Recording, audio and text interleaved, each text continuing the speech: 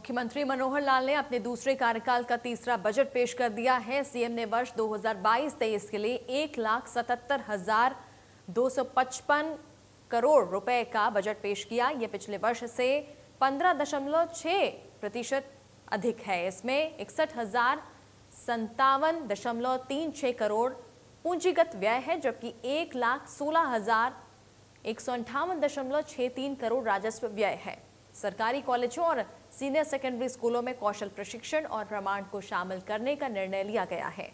वहीं बजट में कौशल विकास के लिए गुरु शिष्य योजना के तहत 25,000 गुरु और 75,000 शिष्यों सहित 1 लाख व्यक्तियों के प्रशिक्षण का लक्ष्य रखा गया।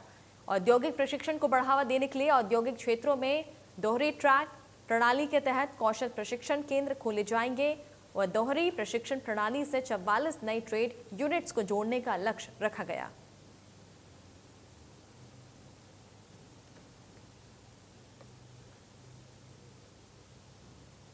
उद्योगों को कुशल रोजगार योग्य युवा उपलब्ध कराने के क्रम में HSIDC द्वारा HSICU और औद्योगिक क्षेत्र में स्थित उद्योगों के सहयोग से अपने औद्योगिक क्षेत्रों में कौशल प्रशिक्षण केंद्र स्थापित किए जाएंगे।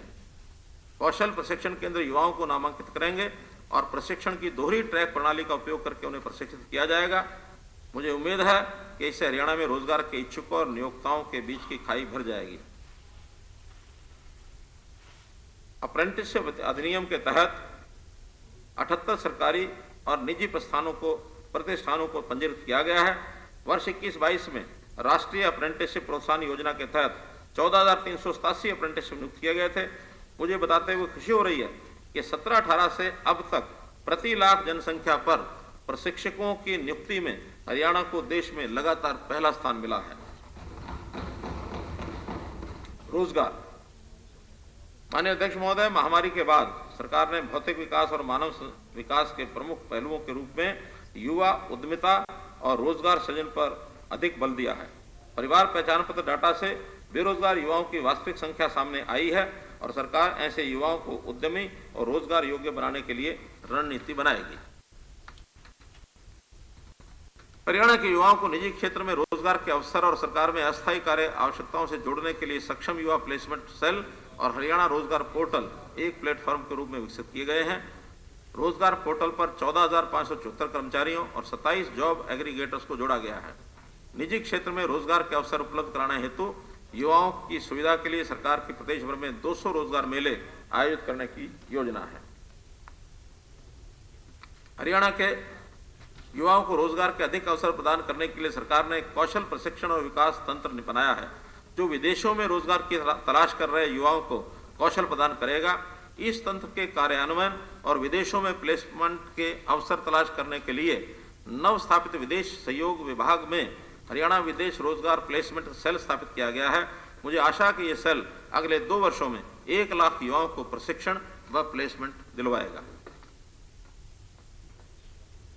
वर्ष 22-23 के बजट में कौशल विकास और रोजगार क्षेत्र के लिए 1671 करोड़ रुपए आवंटित करने का प्रस्ताव है, जो चालू वर्ष के संशोधित अनुमानों से 23% अधिक है।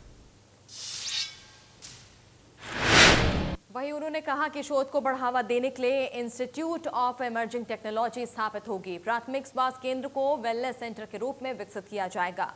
आयुष, पोषण और भोजन से संबंधित सभी सुविधाएं एक वेलनेस सेंटर की छत के नीचे होगी। सभी उपमंडलीय अस्पतालों में समुचित ऑक्सीजन की व्यवस्था रहेगी। हर वर्ग के 1.80 लाख रुपए से कम आय वालों को आयुष्मान योजना का लाभ मिलेगा। पंडित भगवत शर्मा स्नातकोत्तर आयुर्विज्ञान संस्थान PGIMS रोहतक राज्य में आयुर्विज्ञान का प्रतिष्ठित संस्थान है। मुझे घोषणा करते हुए खुशी हो रही है कि PGIMS ने अपने अस्पताल में अंग प्रत्यारोपण की सुविधा शुरू करने की चुनौती स्वीकार की है।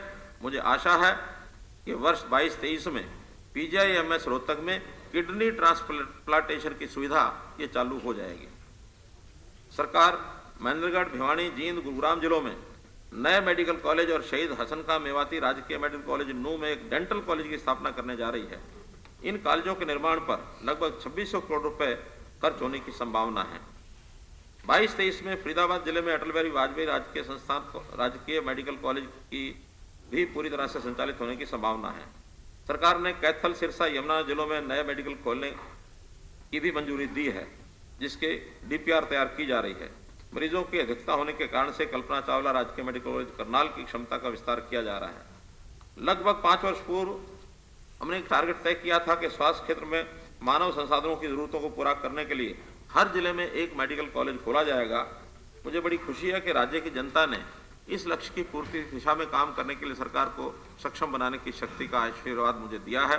इस बजट में मैं पलवल, चरखी दादरी, पंचकुला और फतेहाबाद में मेडिकल कॉलेज खोलने की घोषणा करता हूं।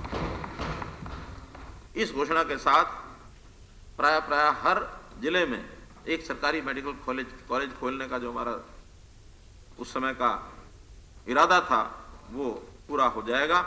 उक्त भूमि के चयन और परियोजना रिपोर्ट करने की प्रक्रिया अगले 3 महीनों में शुरू कर दी जाएगी। वर्ष 2025 तक हरियाणा में मेडिकल कॉलेजों में स्नातक की सीटों की संख्या बढ़कर 3035 हो जाएगी।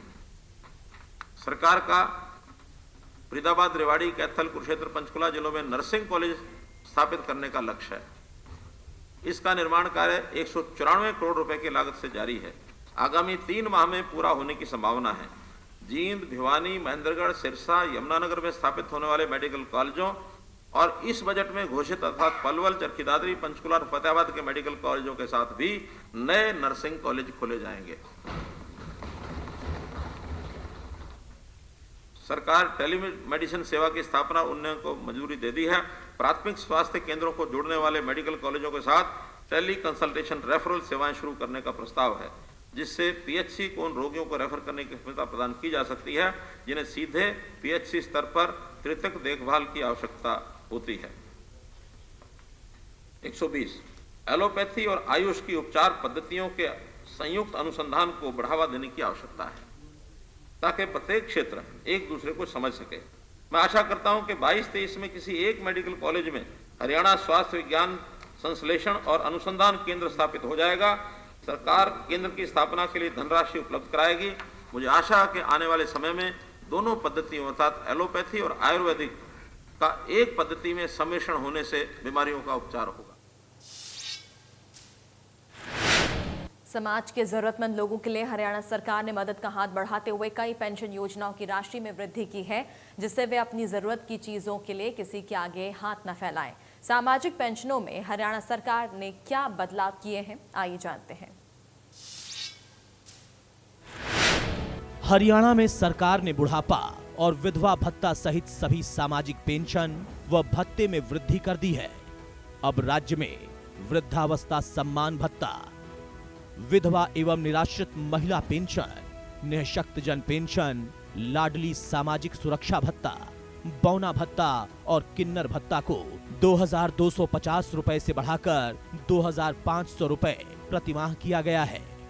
निराश्रित बच्चों को 1350 रुपए की बजाय 1600 रुपए प्रतिमाह और विद्यालय नहीं जाने वाले निःशक्त बच्चों को 1650 के बदले 1950 रुपए प्रतिमाह दिए जा रहे हैं। हमने वृद्धों, विधवाओं, निराश्रित महिलाओं, दिव्यांग व्यक्तियों, किन्नरों, बौनों, अल्पसंख्यकों और केवल एक बेटी बच्चा वाले परिवारों को सामाजिक सुरक्षा प्रदान करने के लिए अनेक प्रभावी कदम उठाए हैं। वृद्धावस्था सम्मान भत्ता, विधवा, दिव्यांग महिला, निराश्रित महिला, दिव्यांग पेंशन, लाडली सामाजिक सुरक्षा भत्ता, किन्नर व बौना भत्ता के रूप में प्रतिमास 2250 रुपये वितरित किए जा रहे हैं। वृद्धावस्था सम्मान भत्ता इस वर्ष 1 अप्रैल से 2500 रुपये करने की घोषणा करता हूं। हरियाणा सरकार द्वारा बुढ़ापा सम्मान भत्ता योजना को प्रदेश के वरिष्ठ नागरिकों को आर्थिक सहायता देने हेतु शुरू किया गया है।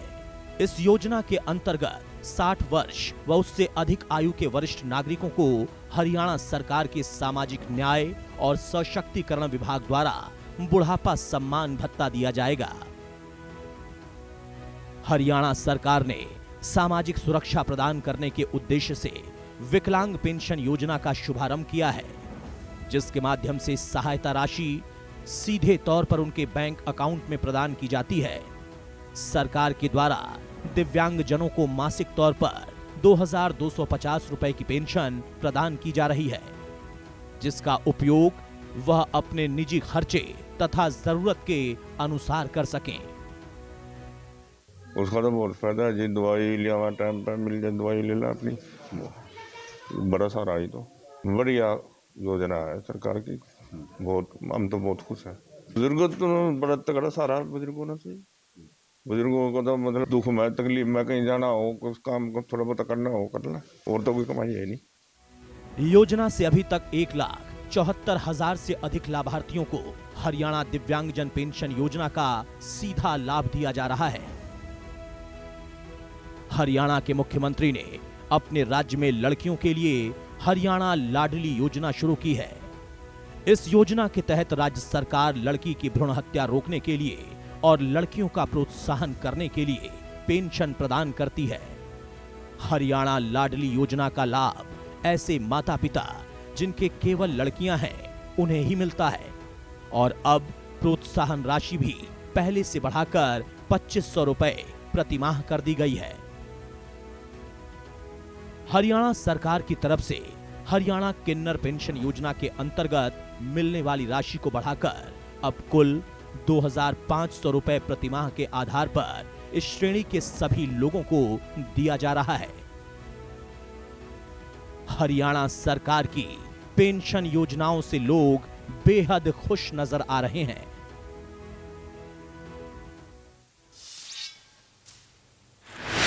और इसी के साथ फिलहाल बुलेटिन में इतना ही। नमस्कार।